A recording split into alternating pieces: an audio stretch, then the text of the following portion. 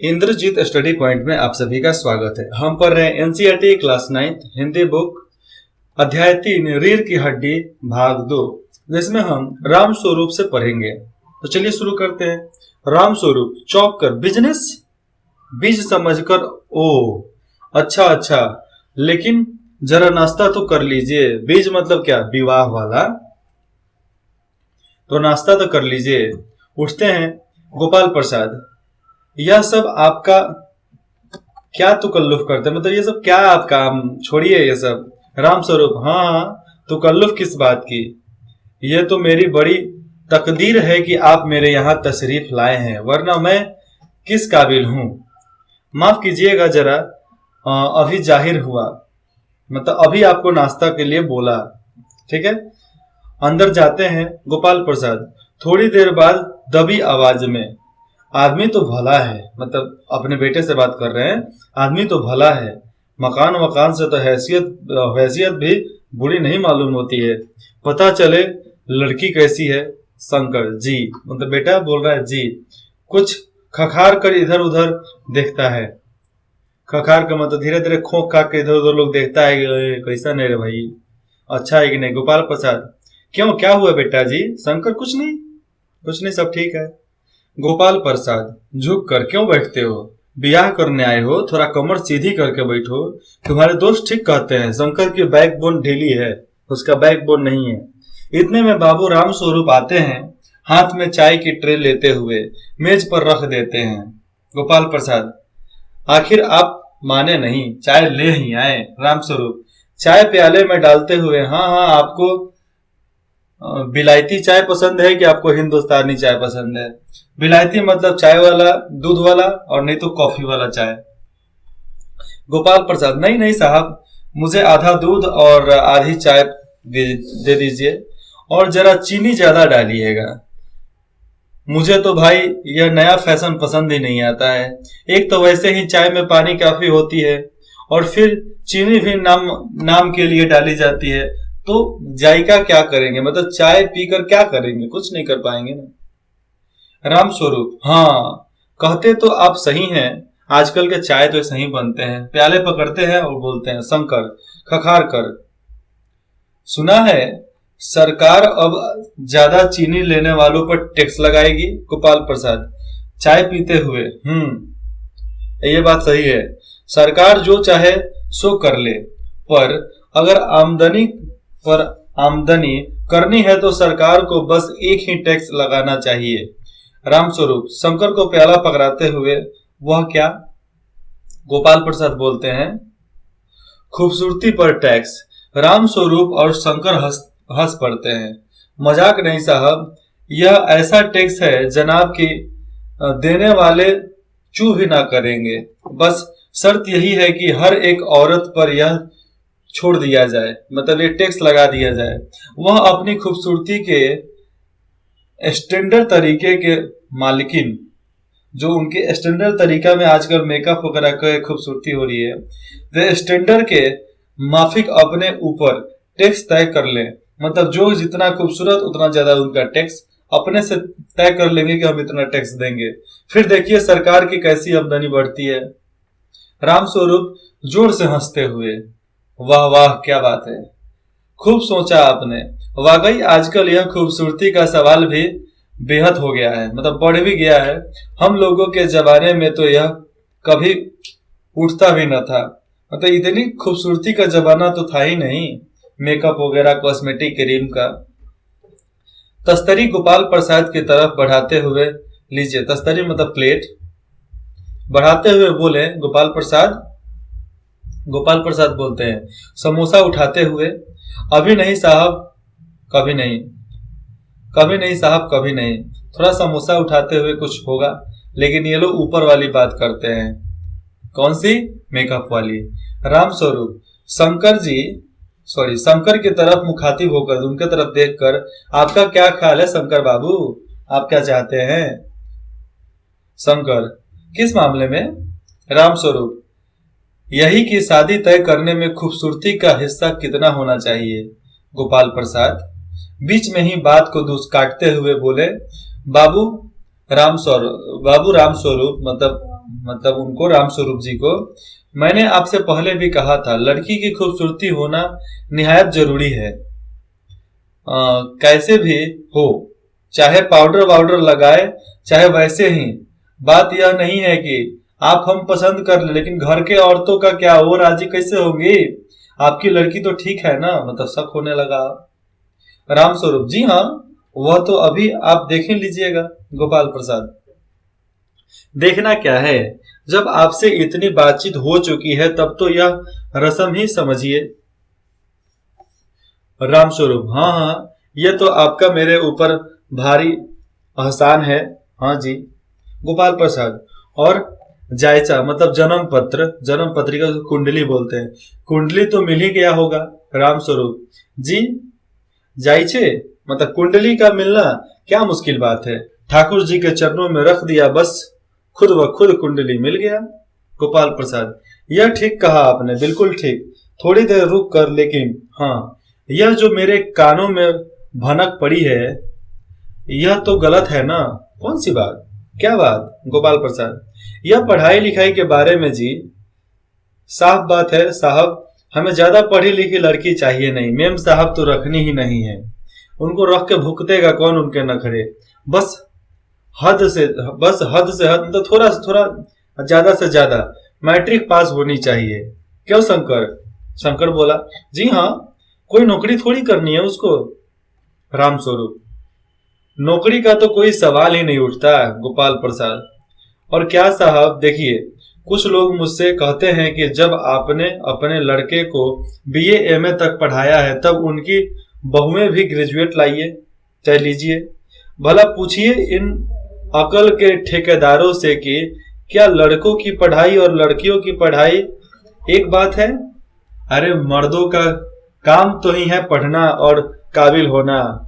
अगर औरतें भी पढ़ना लिखना काबिल होने लगे, अखबार पढ़ने लगे, पत्रिकाएं पढ़ने लगे और पॉलिटिक्स करने लगे, मतलब राजनीति में उतर आए, तो गृहस्थी कौन संभालेगा?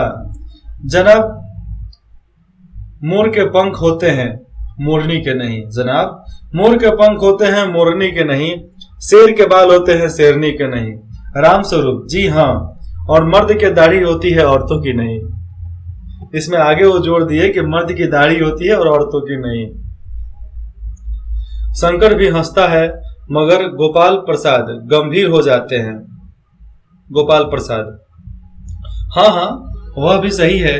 कहने का मतलब यह है कि कुछ बातें दुनिया में ऐसी है जो सिर्फ मर्दों के लिए है, और ऊंची तालीम भी ऐसी चीज ही में से एक है कि जो केवल मर्दों के लिए है। राम स्वरूप, शंकर से चाय और लीजिए, मतलब शंकर से बोले और लीजिए। शंकर, धन्यवाद, पी चुका मैं, क्योंकि बहुत लोग चाय कम पीते हैं ना, इसलिए।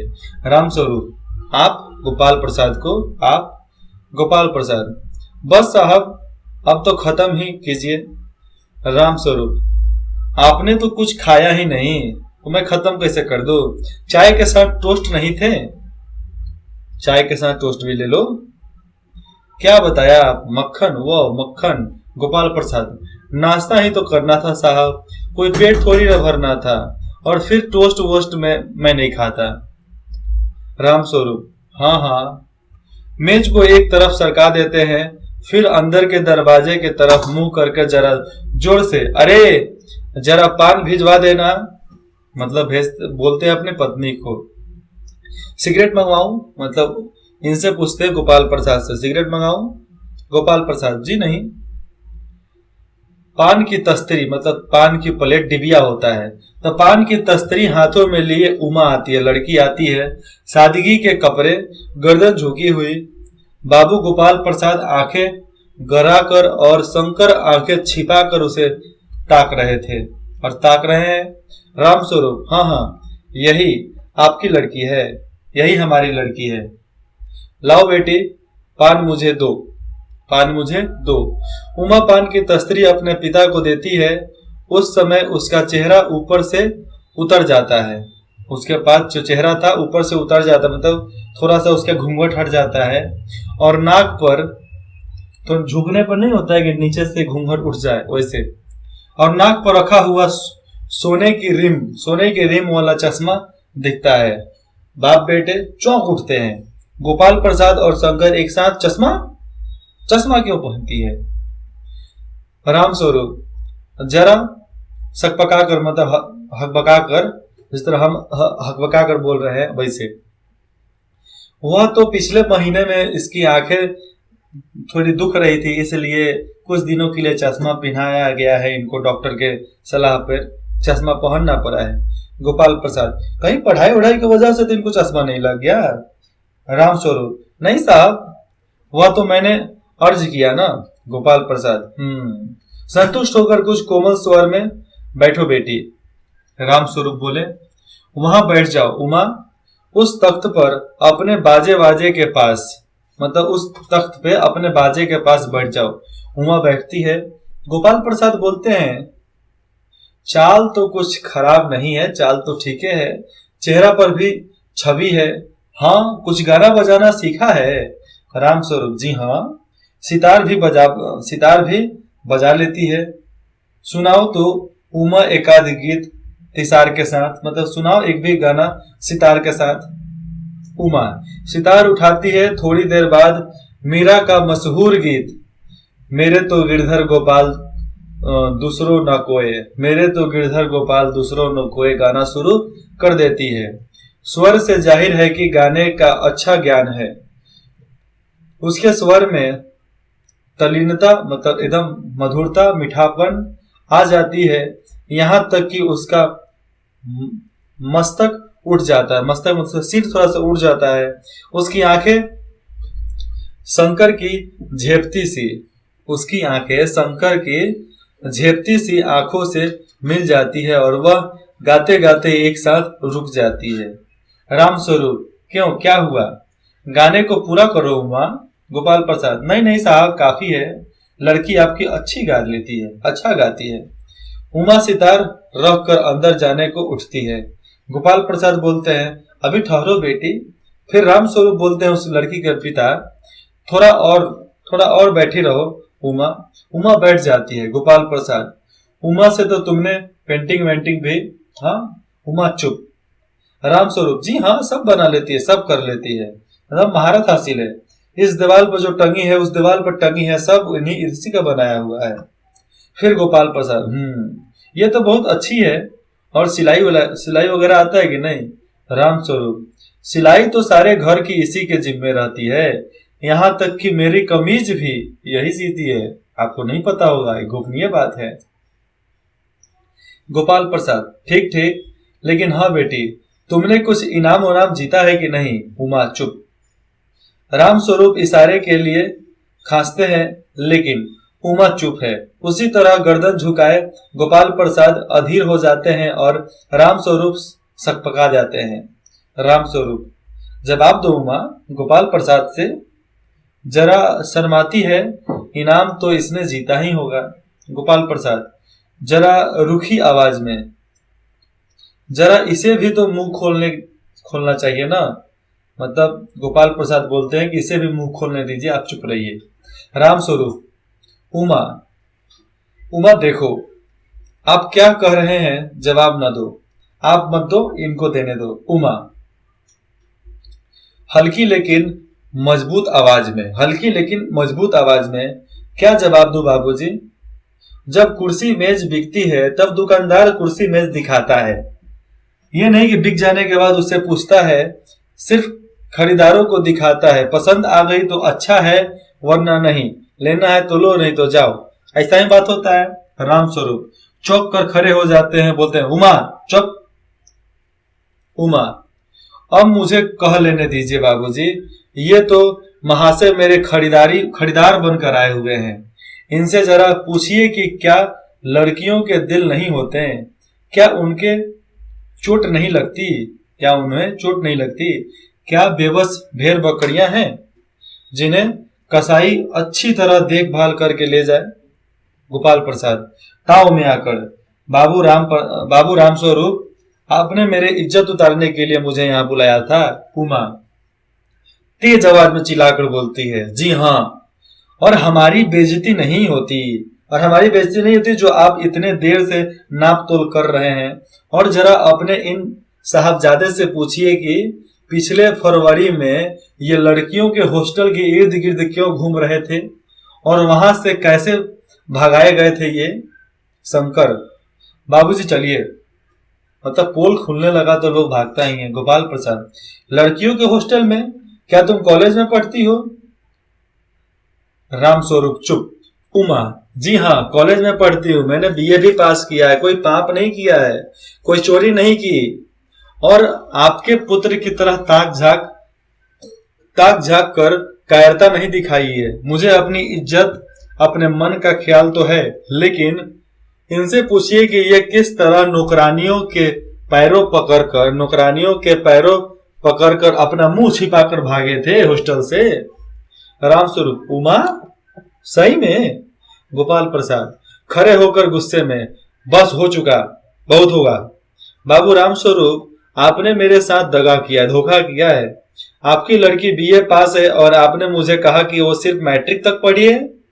लाइए मेरे छड़ी कहाँ है, मतलब बेत कहाँ है? मैं चलता हूँ। बेत ढूंढकर उठाते हैं। बीए पास, उफ, मतलब ऐसे ही बोलते बोलते गजब हो जाता है। झूठ का भी कुछ ठिकाना है। आओ बेटा चलो, दरवाजे की ओर बढ़ते हैं। उमा, जी हाँ, जाइए जाइए, जरूर चले जाइए, लेकिन घर जाकर जरा पता लगाइएगा कि आपके लाड साहब बेटे रीढ़ की हड्डी भी है या नहीं है इनके पास, यानी बैकबोन है कि नहीं है। बाबू गोपाल प्रसाद के चेहरे पर बेबसी का गुस्सा है और उसके लड़के के रुलासापन, मतलब उसके लड़के का थोड़ा रुलासापन जैसा चेहरा हो गया था। दोनों बाहर चले जाते हैं। बाबू रामस्वरूप कुर्सी पर धम से बैठ जाते हैं। उमा सहसा चुप हो जाती है। प्रेमा का घबराहट की हालात में आना, और प्रेमा घबरा कर आती है। प्रेमा कौन? उसकी माँ घबरा कर आती है। प्रेमा, उमा रो रही है? उमा रो रही है, ऐसा क्यों? यह सुनकर रामस्वरूप खड़े होते हैं। रतन आता है। रतन, बाबूजी मक्खन, मतलब पूरा रामायण बीत गया तो नौकर आता है मक्खन लेकर।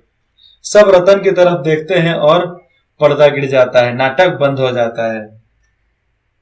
अब क्वेश्चन आंसर है, प्रश्न उत्तर का अभ्यास कर लिया जाए। यहाँ पे रामस्वरूप और गोपाल प्रसाद बात बात पर एक हमारा जमाना था कहकर अपने समय की तुलना वर्तमान से करते हैं। इस प्रश्न की तुलना करना कहाँ तक तर्क संगत है?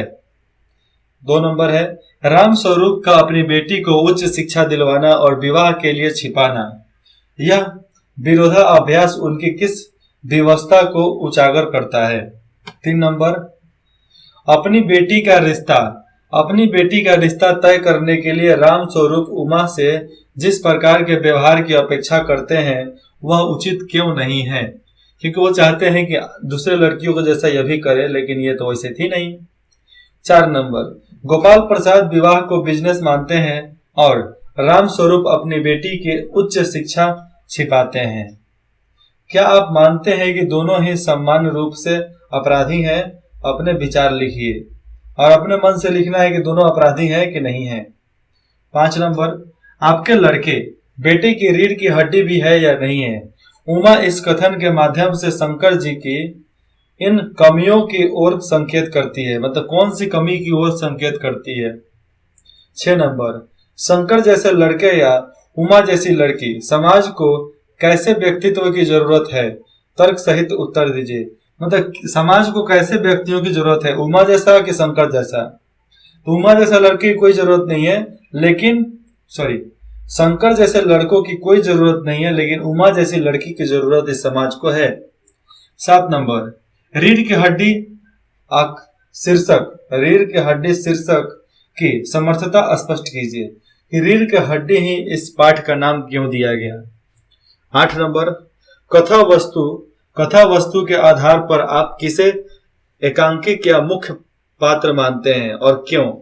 9 नंबर, एकांकी के आधार पर रामस्वरूप और गोपाल प्रसाद की चारित्रिक विशेषताएं बनाइए। मतलब उसके बाद चरित्र क्या बताना है? एक उनके चरित्र की विशेषताएं बताना है कि कैसे थे। 10 नंबर, इस एकांकी का क्या उद्देश्य है, मतलब ये पूरे पाठ का क्या उद्देश्य है, लिखिए।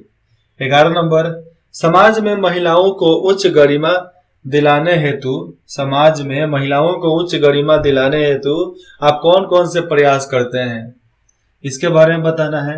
हम उतना प्रयास करते हैं कि लड़कियां अपने आप की शक्ति को पहचान लेवे और आगे बढ़ने में जुट जाए, बस यही चाहते हैं हम, और यही करते हैं, मतलब उसको एक्सटर्नली बाहर से नहीं अंदर से मजबूत बनाते हैं, बाकी सब वो खुद कर लेती है। यहाँ पर अपना यह पाठ खत्म होता है, आगे पढ़ेंगे माटी वाली। ठीक है, माटी वाली में थोड़ा घरा वगैरह उसमें बनाना है, जिसको पढ़ते हैं अगले भाग में। इंद्रजीत स्टडी पॉइंट में जुड़ने के लिए आप सभी का बहुत बहुत धन्यवाद। अगर आपको कुछ भी डाउट हो तो आप पूछ सकते हैं, नहीं हो तो भी आप सजेशन दे सकते हैं, मतलब आप यहाँ पर फीडबैक दे सकते हैं कि आपको कैसा लगा, और आप कुछ सलाह भी देना चाहते हैं तो आप जरूर दीजिएगा। आपके सलाह पे हम गौर से निगरानी रखते हैं और आपके अनुसार बताया हुआ हर काम को हम ध्यान पूर्वक कोशिश करते हैं कि आपको फिर से दे सके, जो आप मांगो उस चीज को हम आपको प्रोवाइड करा सके। धन्यवाद।